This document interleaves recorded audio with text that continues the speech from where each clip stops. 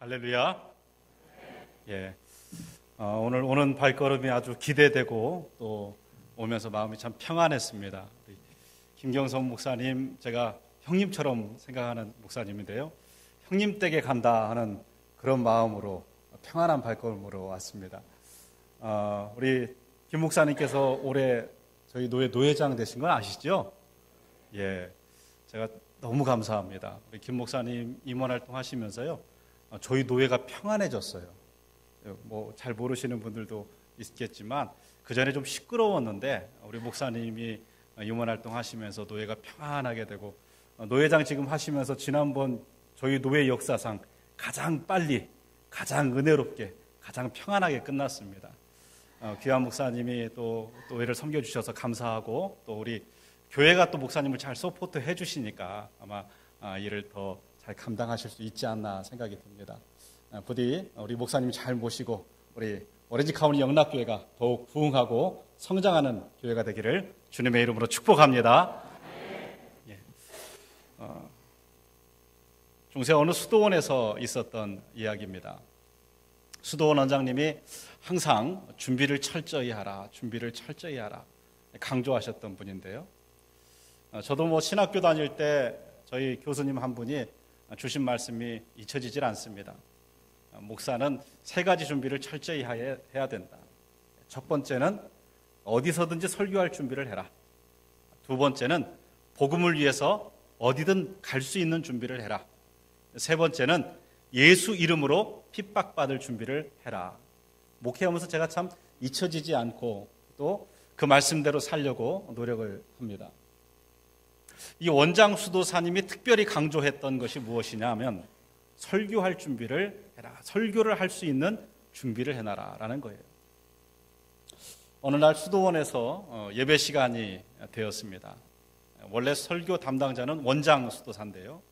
원장 수도사님이 설교하러 올라오셨다가 갑자기 뭔가 생각난 듯 이렇게 보시다가 갑자기 한 청년을 불렀습니다. 한 수도사를 불렀죠. 어이 자네 앞으로 나오게. 이 청년이 왜 그런가 하고 앞으로 나왔는데 갑자기 이러는 겁니다. 오늘 자네가 설교하게. 뭐 항상 설교할 준비를 하라고 했으니까 설교 준비가 됐겠지 하고 시킨 겁니다. 이 청년이 갑자기 머리를 그쪽 거리다가 강단 앞으로 왔습니다. 그러다가 갑자기 뭔가 결심한 듯 성도들에게 이렇게 질문합니다. 여러분, 제가 오늘 여러분에게 무슨 설교할 줄 아십니까? 그래요. 알겠어요? 모르겠어요? 모르지요. 그러니까 모릅니다 그랬습니다. 그랬더니 이 젊은 수도사가 이러는 겁니다. 저도 모르겠습니다. 그리고 내려가 버리는 겁니다. 그날 밤에 밤새도록 원장 수도사에게 혼이 났습니다.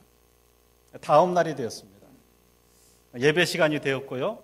또 원장 수도사님이 설교하러 올라왔습니다. 설교를 하려다가 갑자기 누군가 눈이 마주쳤어요. 마주친 사람이 바로 어제 그 사람입니다. 자네 앞으로 나오게 그러는 거예요. 이 젊은 수도사가 얼굴이 빨개지더만 또 어쩔 수 없이 앞으로 나옵니다. 오늘 자네가 설교하게. 어제 그렇게 혼났으니까 설교 준비를 했겠지. 이 청년이 앞으로 나와서 이 당혹스럽다는 표정을 짓다가 갑자기 또 결심한 듯 이렇게 말을 꺼냅니다. 여러분, 제가 오늘 여러분에게 무슨 설교할 줄 아십니까? 그러는 거예요. 어제는 모릅니다 했더니 저도 모르겠습니다 했잖아요.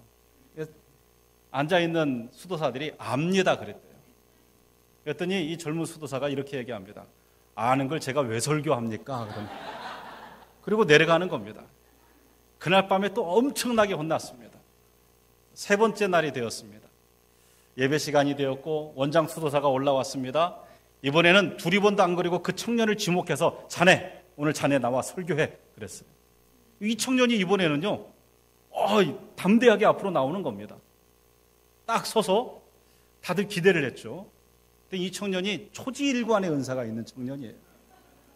이렇게 질문하는 겁니다. 여러분, 제가 오늘 여러분에게 무슨 설교할 줄 아십니까? 그랬더니 이번에는 반절은 압니다, 반절은 모릅니다 그러는 거예요.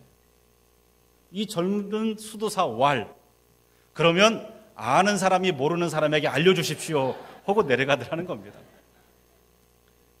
갑자기 원장 수도사가 내려가는 젊은 수도사를 부릅니다. 자네 일로 오게. 많은 수도사들이 이제 그렇게 생각했어요. 야, 저 젊은 수도사 이제 많은 수도사들 앞에서 창피당하겠구나. 그런데 원장 수도사님이 마이크를 잡더만 마이크는 없었겠죠. 회중들 앞에 이렇게 얘기하는 겁니다.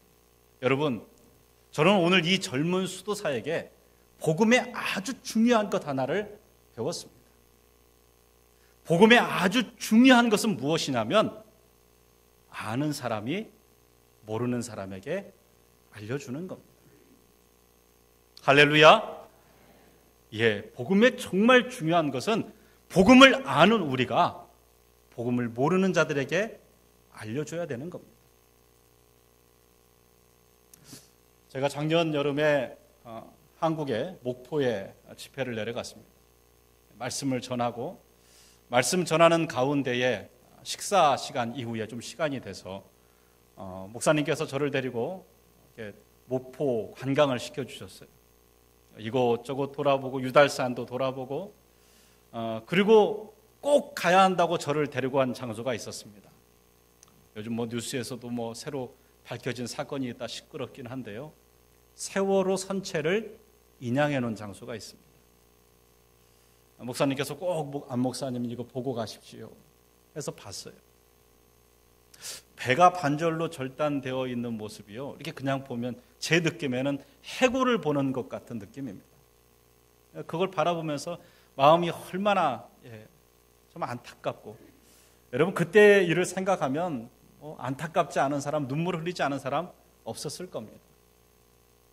사고 난 이후의 문제도 있지만 여러분 그 과정 가운데 정말 중요한 하나는 뭐냐? 그 아이들이 살 수 있는 시간이 있었어요. 기회가 있었어요. 그런데 아이들에게 가만히 있으라 방송하고 그 다음에 선장도 탈출하고 선원도 탈출할 동안 아무도 그들에게 살 길을 얘기해 주지 않았어요. 얘들아, 이렇게 거기 있으면 죽어. 지금 그대로 있으면 죽어. 지금 나와야 돼. 나오는 것이 살 길이야. 누군가 그 얘기를 해줬다면 여러분 그 꽃다운 아이의 그 꽃 같은 아이들이 물속에서 생매장돼서 죽지 않았을 겁니다. 살 길을 아는 자가 살 길을 모르는 자들에게 알려주지 않았어요. 여러분, 이 사건이요, 이전에도 있었습니다. 2003년 2월 18일 대구 지하철 사건이죠. 대구 중앙로역에 1079호가 들어왔습니다. 50대의 중년 남자가 자기 화를 참지 못하고 휘발유통에 불 붙여갖고 1079호 안에 집어 던졌습니다. 1079호에 불이 활활 타오르고 있었어요. 근데 그때 때마침 1080호가 중앙로역으로 진입을 합니다. 중앙통제실에 연락합니다. 1080호인데 진입을 허가 요청한다. 1080호의 진입을 중앙통제실에서 허락해 줬어요. 오지 마세요. 이 길은 죽습니다. 오면 죽습니다. 여기 불나서 문제가 큽니다. 오지 마세요라고 알려줬다면 여러분 1080호가 그렇게 큰 사상자를 내지 않았을 겁니다. 사실 1079호보다 1079호는 열려져 있었고 정지했기 때문에 사상자가 별로 없었어요. 1080호가 들어오도록 허가를 해줬습니다. 1080호가 들어왔는데 불이 1079호로부터 옮겨 붙었어요. 그러니까 기장이 두려운 나머지 마스터키를 뽑아가지고 자기만 살겠다고 떠나버렸습니다. 문이 열리지가 않죠. 누군가가 문 닫혀 있지만 수동으로 문 여는 방법만 알려줬더라도 1080호의 불이 그렇게 붙어 수많은 생명이 죽지 않았을 것입니다. 무엇을 말씀하고 싶으냐고요? 생명의 길을 아는 자가 생명의 길을 모르는 자들에게 전해야 되는 겁니다. 예수 그리스도를 통한 부활과 영생의 길을 아는 우리가 지금도 사망의 그늘에 앉아 죽어가는 저들에게 생명의 길을 전해야 돼요. 당신 그대로 있으면 죽어. 그 길은 사망이야. 여기 예수 안에 생명이 있어. 구원이 있어.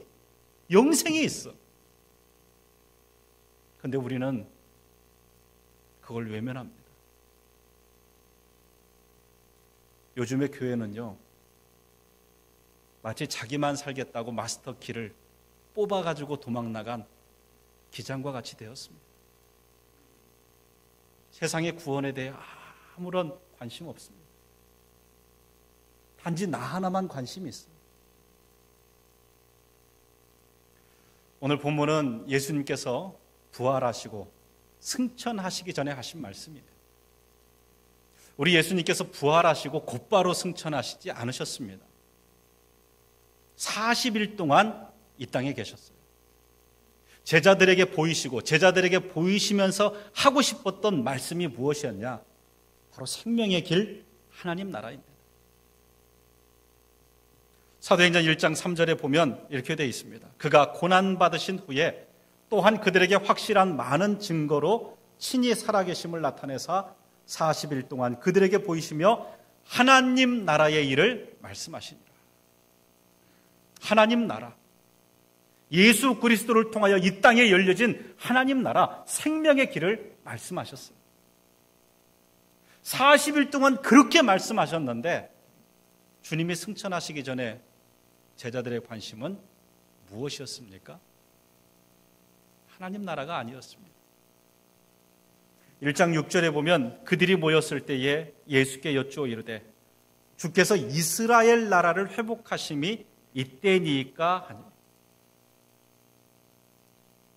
예수님은 저들에게 생명의 길 하나님 나라를 얘기하는데요, 제자들은 이스라엘의 회복, 나의 나라, 나의 관심, 나의 문제에 집중되어 있었던 겁니다. 그런 그들에게 마지막으로 하시는 말씀이 오직 성령이 너희에게 임하시면 너희가 권능을 받고 예루살렘과 온 유대와 사마리아와 땅끝까지 이르러 내 증인이 되라. 생명의 길을 열어놓으신, 하나님 나라의 비밀을 열어놓으신 예수의 증인의 삶을 살라고 요구하시는 겁니다. 우리 예수님의 마지막 부탁을 부디 외면하지 마시고 여러분이 알고 있는 생명의 복음을 사망의 그늘에 앉아 죽어가는 이들에게 전하실 수 있는 증인이 되시기 바랍니다. 오직 성령이 너희에게 임하시며, 여러분, 저와 여러분 안에 성령이 임한 줄 믿습니다. 예, 성령으로 말미암지 않고는 우린 예수를 구주로 고백할 수 없습니다. 2000년 전에 십자가에 죽은 한 사람의 사건이 나를 위한 사건이 된다는 것은, 그분이 하나님의 아들이라고 믿어지는 것은, 그로 인하여 내 죄가 씻어졌다고 믿어지는 것은 오직 성령께서 하시는 일입니다. 여러분, 성령은 먼저 첫 번째 우리를 예수 그리스도를 구주로 고백하게 합니다. 성령이 우리 안에 임하시면 너희가 권능을 받고, 할렐루야. 근데 그 권능은 무엇일까요? 물론 초대교회 제자들은 수많은 능력을 행했습니다. 근데 예수의 증인의 삶을 살기 위한 권능이라는 것은 무엇이겠습니까? 그것은 자기 부인입니다. 무엇보다도 성령께서 우리에게 행하시는 가장 큰 능력은요, 자기 부인이라고 저는 믿습니다. 여러분, 은사, 초대교회에 많은 은사가 있었습니다. 은사는 달란트라고 남보다 좀 더 행할 수 있는 능력들이거든요. 근데 수많은 능력들이 오히려 복음을 가로막고 있을 때가 있지 않습니까? 나의 잘난트와 나의 재능과 나의 능력이 오히려 복음의 방해가 되진 않습니까? 나라고 하면은 별로 적응이 안 되죠. 저렇게 잘난 김 집사의 능력 때문에 복음이 막힐 때가 있지 않습니까? 여러분, 고린도 교회 능력이 나타난 교회입니다. 그러나 고린도 교회 평안이 없는 교회였습니다. 자기가 부인되어지지 않는 능력은 생명의 길을 가로막습니다. 능력을 행하면 행할수록 생명의 길을 가로막습니다. 한국 교회가 그렇고 이민 교회가 그렇게 되어갑니다. 교회는 커져가고 능력은 나아져 가는 것 같은데 실제 예수의 생명의 길은 막고 있습니다. 진짜 성령이 우리 안에 임하시면 나는 포도나무여 너희는 가지라. 저가 내 안에 내가 네 안에 있으면 과실을 많이 맺는다. 그 과실은 뭐냐? 갈라디아서 5장 22절에서 24절. 오직 성령의 열매는 예수가 내 안에 있고 내가 예수 안에 있으면 나타나는 열매는 사랑과 희락과 화평과 오래 참음과 자비와 양성과 충성과 온유와 절제다. 여러분, 이 성령의 열매를 보면요, 다 자기 부인입니다. 내가 부인되어질 때 나타나는 거예요. 복음은요, 내가 부인되어짐을 통하여 예수가 드러나는 겁니다. 오직 성령이 너희에게 임하시면 너희가 권능을 받고 내가 부인되어지고 나는 죽고 예수가 살고 그러므로 말미암아 생명 되신 예수가 그들에게 전달되는 것, 이게 바로 증인의 삶인 줄 믿습니다. 그러면 우리가 그러한 생명의 증인의 삶, 내가 부인되어지는 삶을 살아야 할 자리가 어디인가? 예루살렘과 온 유대와 사마리아와 땅끝까지. 그냥 읽어보면 가까운 데부터 시작해서 조금 더 넓혀가면 되겠지라고 생각하지만 그렇지 않습니다. 이게 동시다발적으로 일어나는 사건이 돼야 됩니다. 먼저는 예루살렘입니다. 여러분, 예수님께서 이 말씀 하실 때요, 제자들 마음에는 그런 생각이 들었을 거예요. 예수님, 왜 하필 예루살렘입니까? 그냥 갈릴리와 온 유대와 사마리아와 땅끝까지라고 하시면 안 되겠습니까? 예루살렘 좀 빼시죠. 이 예루살렘 지금 어떤 장소입니까? 여러분, 43일 전에 예수님을 십자가에 못 박은 장소가 예루살렘입니다. 부활하신 예수님을 제자들이 시체를 훔쳐갔다고 하면서 제자들을 잡으려고 혈안이 되어 있는 장소가 예루살렘입니다.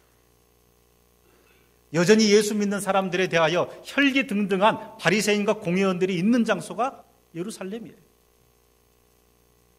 그런데 예수님은 그 자리에서 그 원수 같은 그들에게 생명의 길을 보이고 자기 부인의 증인의 삶을 살으라고 얘기하시는 거예요.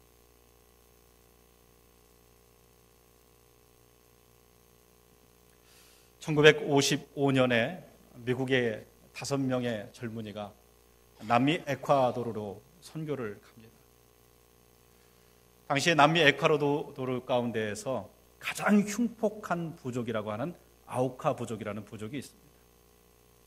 전쟁을 즐겨하고 사람 죽이는 것이 어렵지 않은 아주 잔인한 부족이에요. 저들에게 복음을 전하게야겠다고 마음 먹고 1년 동안 준비를 합니다.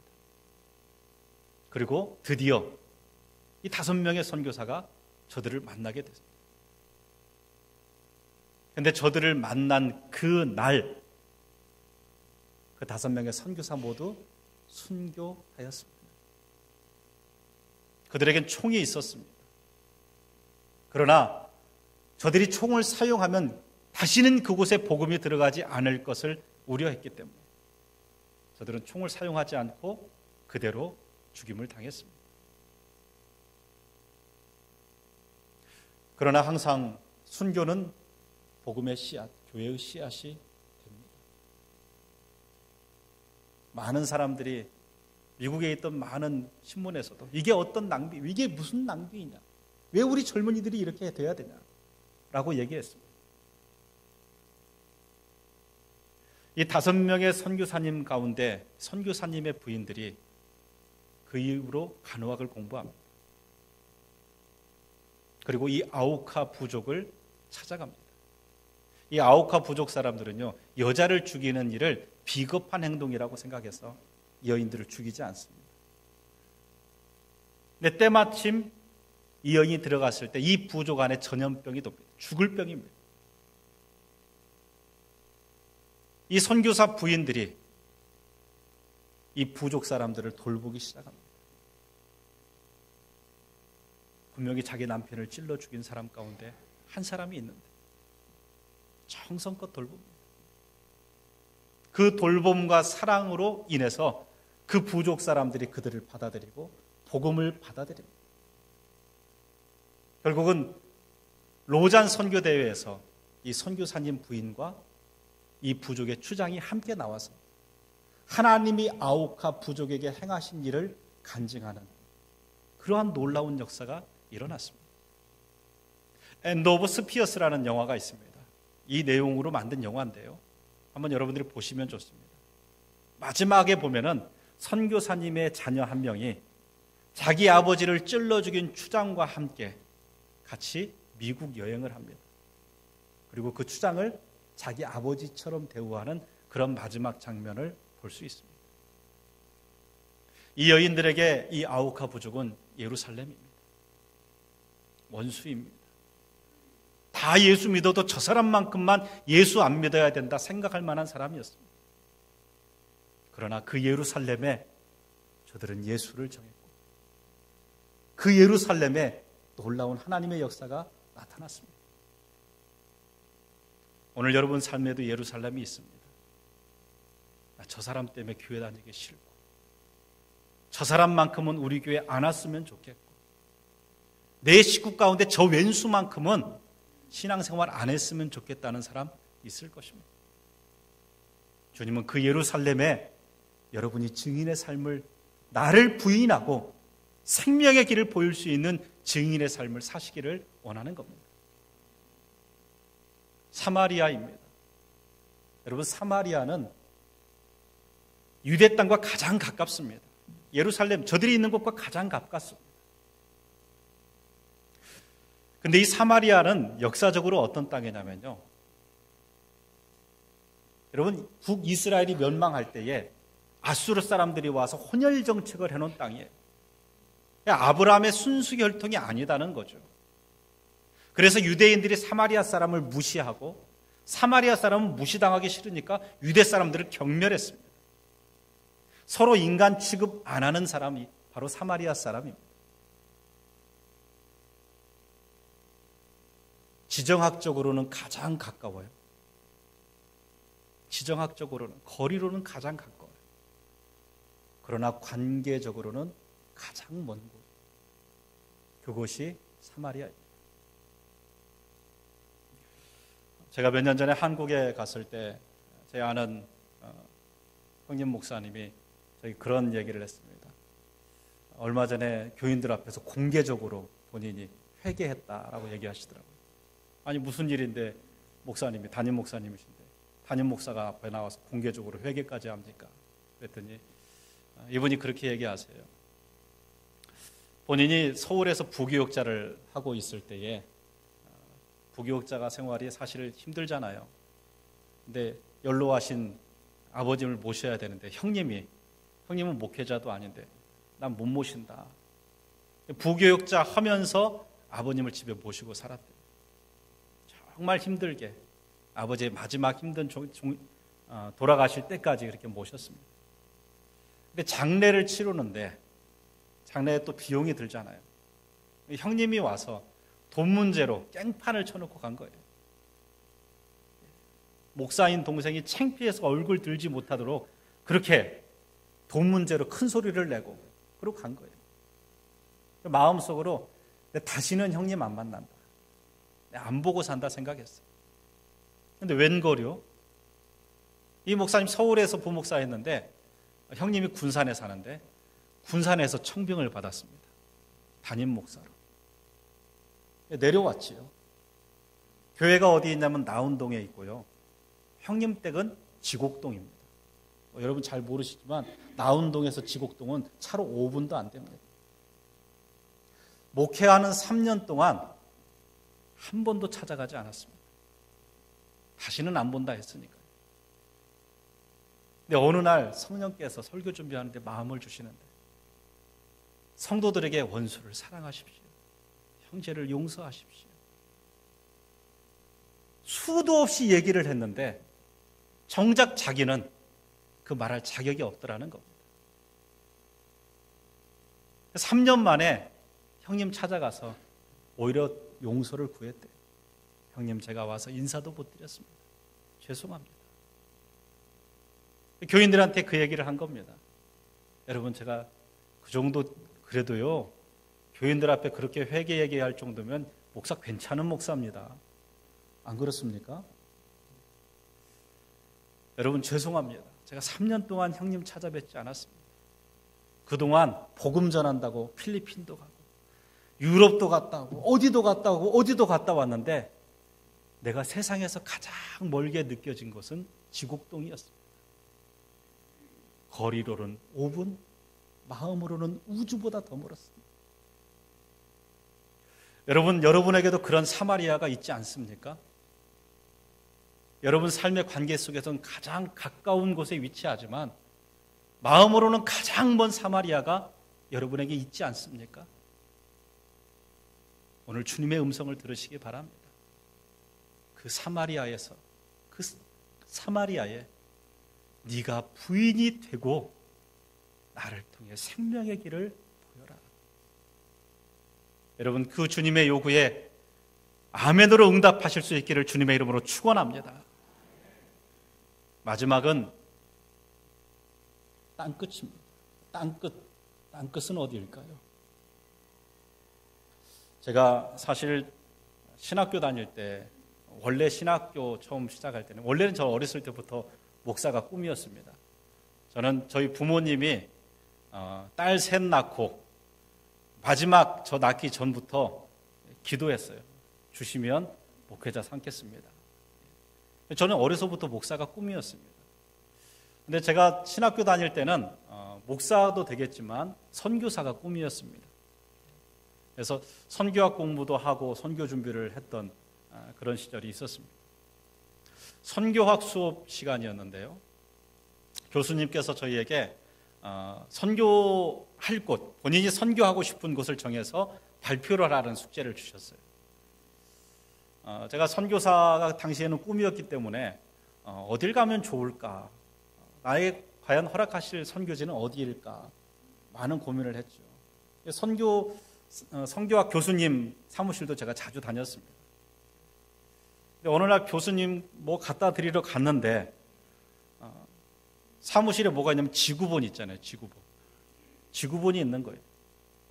지구본을 보니까 또 장난기도 좀 생겨서, 그래, 이 지구본을 착 굴려갖고 탁 찍어서 찍혀진 곳이 나에게 주신 선교지다. 예, 그렇게 생각하고 지구본을 싹 굴렸습니다. 탁 찍었는데 어디 나왔을까요? 미국? 아닙니다. 착 돌려서 딱 찍었는데 한국이 나온 거예요. 한국. 그런데 그때 제가 선교학적으로 놀라운 걸, 제 나름대로는 그때 당시엔 정말 놀라운 걸 깨달았어요. 머릿속에 뭔 노래가 들려졌냐면요, 앞으로 앞으로 앞으로 앞으로 지구는 둥그니까 자꾸 걸어 나가면 온 세상 어린이를 다 만나고 오겠네. 할렐루야. 여러분, 땅끝이 어디일까요? 땅끝은요, 내가 서 있는 곳입니다. 내가 서 있는 곳이에요. 지구를 다 돌아와서 또 이 자리에 서는 거예요. 내 앞에 예수 믿지 않은 사람이 있으면 그게 땅끝입니다. 땅끝이 어디일까? 저기일까? 저기 가면 땅끝일까? 미국 오면 또 땅끝 또 찾아서 또 가요. 어디 가면 또 땅끝 또 찾아서 또 가요. 여러분, 이 자리가 땅끝 되지 못하면 어디 가도 그곳이 땅끝 되지 못합니다. 땅끝은 내 가정의, 내 삶의 자리고요. 땅끝은 내 직장이고요. 땅끝은 내가 섬기는 교회입니다. 이곳에서 내가 부인되어지고 예수 증거하지 못하면요, 여러분 선교지 가서도 다 가짜입니다. 내가 삶의 자리, 내가 선 곳이 땅끝인 줄 알고 그곳에서 나를 부인하고 생명의 주 되신 예수를 드러나게 하는 것, 그게 바로 증인의 삶인 줄 믿습니다. 말씀을 정리합니다. 저와 여러분 압니다. 뭘 알아요? 생명의 길을 알아요. 우리는 이미 예수 안에 있는 생명을 소유했습니다. 그런데 내 주변에는 몰라요. 그들에게 외쳐야죠. 그대로 있으면 죽어. 그대로 있으면 죽어. 여기 생명의 길 대신 예수가 있어. 여러분, 그 예수를 전하는 삶을 살기를 소원합니다. 그 예수를 전하는 자의 삶은 성령을 통하여 내가 부인되어지는 삶입니다. 내 중심적인 옛사람이 부인되어지고 내 안에 예수가 살고, 원수 같은 예루살렘 같은 자리에도 마음으로는 정말 멀지만 내 주변에 사마리아예요. 그리고 내가 선 이 땅끝에서 내가 증인의 삶을 살기를 주님이 간절히 원하십니다. 그 주님의 요구에 응답하실 수 있는 저와 여러분 되기를 주님의 이름으로 축복합니다.